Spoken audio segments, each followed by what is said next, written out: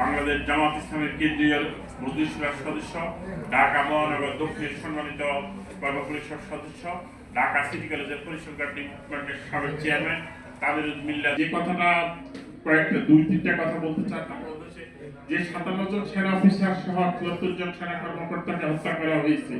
আমার কাছে ব্যক্তিগতভাবে মনে হচ্ছে এই পিলখানা হত্যাকাণ্ডের মধ্য দিয়ে বাংলাদেশের প্রতিরক্ষাকে দুর্বল করা হয়েছে, যাতে ভারতীয় আধিপত্যবাদ এই দেশে প্রভাব বিস্তার করতে পারে, সেই কারণে এই পিলখানা হত্যাকাণ্ড সংঘটিত।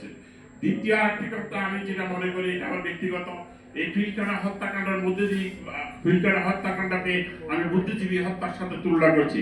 যাদেরকে যে চৌকস সেনা কর্মকর্তাদেরকে হত্যা করা হয়েছে তারাই জাতির মেধাবী সন্তান, তারাই জাতির সোনালী সন্তান, তারা স্বর্ণের মতো সন্তান। এদের অনেক মূল্যায়ন জাতিকে আগামী দিনে নেতৃত্ব দিয়ে জাতির উন্নত থেকে উন্নত পথে নিয়ে যেত।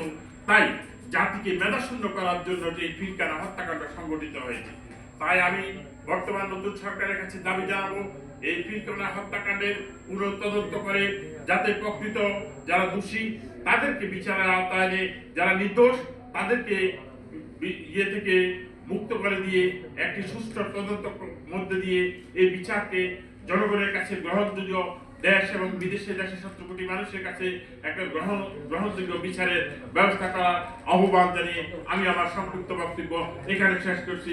খোদা হাফেজ। বাংলাদেশ জিন্দাবাদ।